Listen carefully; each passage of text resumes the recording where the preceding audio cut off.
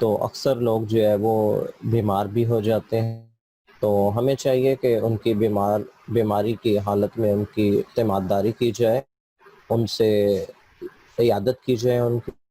تو ہمارا آج کا لیکچر بھی جو ہے وہ اسی سلسلے میں ہے، عیادت مریض۔ حدیث مبارکہ سے آغاز کرتا ہوں۔ آپ حضرت ابو ہریرہ رضی اللہ تعالیٰ عنہ فرماتے ہیں کہ رسول اللہ صلی اللہ علیہ وسلم نے فرمایا کہ جس نے بیمار کی عیادت کی، آسمان سے ایک منادی پکارے گا کہ تو نے بہت اچھا کام کیا، تمہارا چلنا مبارک ہو، تو نے جنت میں اپنے لیے ایک محل بنا لیا۔ تو جناب اس طرح سے اگر ہم دیکھیں تو اسلام جو ہے وہ دین فطرت ہے۔ اسلام انسانیت کی مسلمہ اقدار کو نہ صرف قائم رکھتا ہے بلکہ انہی اعلیٰ معیار عطا کرتا ہے۔ اسلام جرم سے نفرت سکھاتا ہے لیکن مجرم سے ہمدردی، تاکہ اس کی اصلاح ہو سکے۔ تو اسی طرح اگر آپ دیکھیں کہ کوئی دشمن ہی کیوں نہ ہو تو اس کی بھی جو ہے وہ عیادت کرنی چاہیے۔ تو مختلف حدیث ہیں، مختلف حوالے ہیں، جیسے کہ حضرت عائشہ رضی اللہ تعالیٰ عنہ بیان کرتی ہیں کہ رسول اللہ صلی اللہ علیہ وسلم نے فرمایا، مومن کو کوئی کانٹا چبھے یا اس سے زیادہ تکلیف پہنچے تو اللہ تعالیٰ اس کا درجہ بلند اور اس کا گناہ معاف فرما دیتے ہیں۔ یعنی کہ گو کہ اگر دیکھا جائے تو ہلکا پھلکی جو بیماری ہے، جو تکلیف ہے، وہ بھی مومن کے لیے جو ہے اس دنیا کے اندر جو ہے آخروی زندگی کے اندر اس کے لیے جو ہے وہ اچھائی کا اور درجہ بلند کرنے کا سبب بنتا ہے، اس کے گناہ معاف ہو جاتے ہیں۔ اسی طرح جب ہلکا پھلکا تکلیف بخار کی علامت ہوتی ہے تو یوں سمجھیے بیٹا کہ ہمارے حدیث مبارکہ کا مفہوم ہے کہ ہمارے غیر دانستہ طور پر چھوٹے چھوٹے گناہ جو ہے وہ پہلے آسمان تک پہنچ جاتے ہیں اور ہمیں کوئی نہ کوئی آ کر جو ہے وہ بیماری گھیرتی ہے اور ہماری دنیا میں ہی وہ گناہ جو ہے اللہ تعالیٰ ہمیں معاف کر دیتا ہے، وہ گناہ جو ہے وہ جھڑ جاتے ہیں اصل میں۔ اسی طرح سیدنا ابو سعید خدری بیان فرماتے ہیں کہ رسول اللہ صلی اللہ علیہ وسلم نے فرمایا، جس مسلمان کو بیماری یا کسی اور سبب سے کوئی تکلیف پہنچے تو اللہ تعالیٰ اس کے گناہوں کو اس کثرت سے معاف فرما دیتا ہے کہ جیسے خزاں میں پتے جھڑتے ہیں۔ تو اس لیے کسی بھی چیز کو فضول نہیں سمجھنا چاہیے۔ اللہ تعالیٰ کی حکمت ہے کہ وہ ہم سے کیا کیا جو ہے وہ کام لینا چاہ رہا ہے، یا ہماری آزمائش ہوتی ہے۔ حضرت صبر ایوب کے بارے میں آپ نے سنا ہوگا، اور اس میں جو ہے حضرت ایوب علیہ السلام سے جب پوچھا گیا حضرت جبریل علیہ السلام نے کہ جب وہ تندرست ہو گئے کہ آپ کو پہلا بیماری والا دور اچھا تھا یا یہ والا، تو فرماتے ہیں کہ پہلا، کیوں کہ تب میرا رب مجھ سے پوچھتا تھا کہ اے ایوب کیسے ہو، اور اب جو ہے وہ تندرست ہوں تو اب وہ والا معاملہ نہیں رہا۔ تو اس لیے بیماری بھی جو ہے وہ اللہ کی طرف سے ہے، شفا بھی جو ہے وہ اللہ تعالیٰ کی طرف سے ہے۔ ہر حال میں اس کا جو ہے وہ اگر شکر ادا کیا جائے تو وہ جلد صحت یاب بھی کر دیتا ہے۔ اصل میں انسان کی جو ہے وہ آزمائش ہوتی ہے۔ تو جناب آئیے اب باقاعدہ طور پر ہم آگے بڑھتے ہیں اور اس لیکچر کی طرف۔ آؤٹ لائن آپ نے دیکھ لینی ہے، اور اس شعر سے میں آغاز کرتا ہوں اگلے سفر کا کہ درد دل کے واسطے پیدا کیا انسان کو، درد دل کے واسطے پیدا کیا انسان کو، ورنہ اطاعت کے لیے کم نہ تھے کرو بیاں۔ صحت اور بیماری ساتھ ساتھ ہے، جہاں صحت میسر آتی ہے وہاں بیماری سے بھی سابقہ پڑتا ہے۔ مریض کی عیادت ضرور کیجیے۔ عیادت اجتماعی زندگی کی ایک ضرورت ہی نہیں بلکہ یہ ایک مسلمان پر دوسرے مسلمان بھائی کا حق ہے، اور اللہ سے محبت کا ایک لازمی تقاضا ہے۔ اللہ سے تعلق رکھنے والا اللہ کے بندوں سے بے تعلق نہیں ہو سکتا۔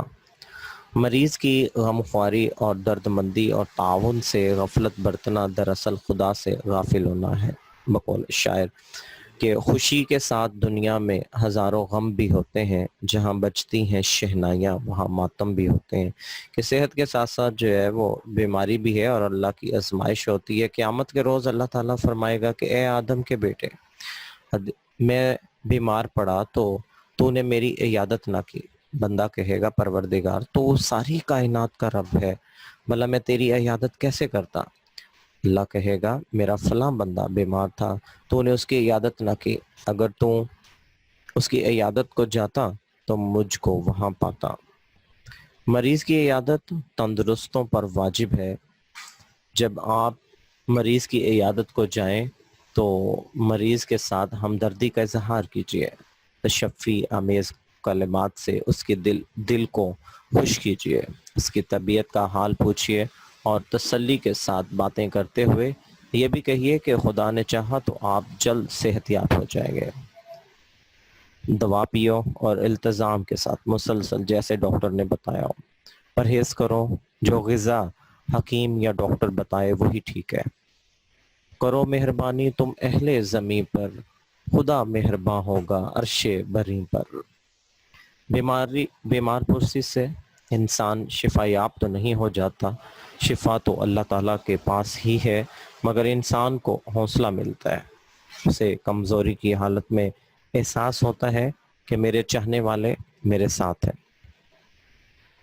بیماری اور دکھ کے عالم میں انسان اللہ کے بہت قریب ہوتا ہے، اس کی پکار میں انتہا کی عاجزی محسوس ہوتی ہے، وہ سچے دل سے اپنے اللہ کو پکارتا ہے، اسے اپنی زندگی کی لغزشیں، جو غلطیاں کوتاہیاں اس سے ہوئی ہوتی ہیں اور برائیاں یاد آتی ہیں اور انہیں آئندہ نہ کرنے کا عہد کرتا ہے، اور رب کائنات اس کی سچی اور ندامت سے بھری پکار کو سنتا ہے۔ یہ انسان کا فرض ہے کہ اس کا کوئی محلے دار یا رشتہ دار جاننے والا بیمار ہو، وہ اس کے پاس جا کر اس کی خبر گیری کرے۔ دستگیری تو رب کائنات ہی فرماتا ہے، مگر جب انسان کی تسلی ملتی ہے تو اس کی آدھی بیماری دور ہو جاتی ہے۔ کسی انسان کے ساتھ دو ہمدردی کے بول جیسے تم کیسے ہو مجھے معلوم ہوا تو مجھ سے رہا نہ گیا، مجھے بہت دکھ ہوا، کاش میں بہت پہلے چلا آتا۔ ڈاکٹر کون سا ہے؟ ہاں وہ تو بہت اچھا ہے، تم بہت جلدی ٹھیک ہو جاؤ گے۔ تو بیٹا یہ لفظ جو ہے وہ استعمال کرنے چاہیے، نہ کہ آپ کسی کے ہاں عیادت کے لیے جا رہے ہیں کہ اوہ تم تو بہت ہی کمزور ہو گئے ہو، رنگ پیلا پڑ رہا ہے، لگتا ہے دوا اثر نہیں کر رہی۔ تو اس سے پہلے کہ اس نے تندرست ہونا ہے، اصل میں تندرستی کیا ہے؟ ول پاور ہے۔ آپ اس کی ول پاور کو بڑھائیے، اس کی دل جوئی کیجیے، اس کو حوصلہ دیجیے، وہ دیکھیے آپ کو آپ کے الفاظ سے اٹھ کر بیٹھ جائے گا۔ ایسے الفاظ سے روحانی تسکین عطا کرتے ہیں اور اسے صحت یابی کی امید دلاتے ہیں۔ انسان کے کسی روپ کو حقارت سے نہ دیکھو، انسان کے کسی روپ کو حقارت سے نہ دیکھو، پھرتا ہے زمانے میں خدا بھیس بدل کر۔ مریض کے سرہانے زیادہ دیر تک نہ بیٹھیے اور شورغل نہ کیجیے۔ ہاں اگر مریض آپ سے کچھ دیر بیٹھنے کا تقاضا کرے تو کچھ دیر ضرور بیٹھیں۔ مریض کے متعلقین سے بھی مریض کا حال پوچھیے اور ہمدردی کا اظہار کیجیے۔ آپ جو خدمت اور تعاون کر سکتے ہیں ضرور کیجیے۔ جس طرح سے بیٹا عام شادی بیاہ اور خوشی کے اندر جو ہے ہم ایک دوسرے کی مدد کرتے ہیں یا تحفہ تحائف دیتے ہیں، تو ضروری ہے کہ ایک ایسا کلچر جو ہے وہ بنایا جائے جس طرح سے شادی بیاہ پر جو ہے وہ آپ ایک دیکھتے ہیں کہ انویلپ کے اندر کچھ رقم جو ہے وہ دی جاتی ہے جسے سلامی کہتے ہیں دولہے دلہن کو۔ تو اسی طرح ہمیں یہ اپنے معاشرے کے اندر یہ کلچر بنانا پڑے گا کہ کسی مریض کی عیادت کے لیے جائیں تو اس کے لیے اس موسم کے پھل تو لے ہی جائیں، لیکن اگر آپ اس کی مدد کرنا چاہ رہے ہیں تو اسی لفافے کے اندر لپیٹ کر کچھ اس کو دے دیں، تاکہ جو ہے وہ اس کی مالی مدد بھی ہو سکے اور وہ اس سے جو ہے وہ اپنی میڈیسن خرید سکے یا جو ہے وہ اور ضرورت کی چیزیں جو ہے وہ لے سکیں. تو اس طریقے سے جو ہے وہ ہم ایک دوسرے کی مدد بھی کر سکتے ہیں اور لینے والے کو بھی اس میں حجاب نہیں ہوگا نہ دینے والے کو. غیر مسلم کی عیادت بھی کرنی چاہیے اور اسے بھی تسلی و تشفی کی باتوں سے خوش کیجیے. دعا غذا جس کی اسے ضرورت ہو اس کے حصول میں اس کی مدد کیجیے. یہی چیز معاشرے کی جان ہے. نبی کریم صلی اللہ علیہ وآلہ وسلم بھی غیر مسلموں کی عیادت کے لیے جایا کرتے تھے. جو بڑھیاں آپ صلی اللہ علیہ وسلم پر روزانہ گندگی پھینکا کرتی تھی، جب آپ صلی اللہ علیہ وآلہ وسلم کو اس کی بیماری کا پتہ چلا تو آپ صلی اللہ علیہ وآلہ وسلم کی عیادت کے لیے تشریف لے گئے. غیر مسلموں کی عیادت بھی اسی طرح خلوص کے ساتھ کریں جس طرح اپنے مسلمان بھائیوں کی کرتے ہیں. اس محبت کے مظاہرے سے معاشرے کے مختلف طبقے آپس میں جڑتے ہیں اور معاشرتی تنظیم میں اپنا کردار ادا کرتے ہیں. ہیں لوگ وہی جہاں میں اچھے، ہیں لوگ وہی جہاں میں اچھے، آتے ہیں جو کام دوسروں کے. مریض کے گھر عیادت کے لیے پہنچیں تو ادھر ادھر تانکتے نہ رہیں. آپ کے بیٹھنے سے گھر کی خواتین کو تکلیف نہ ہو، وہ بیچاری پردہ کرتی پھریں. بہرحال آپ کو چاہیے کہ آپ بیمار کی عیادت ضرور کریں مگر اہل خانہ کو تکلیف نہ دیں. نہ اونچی آواز سے باتیں کریں. بیمار کے لیے اللہ تعالیٰ سے بھی دعا کریں.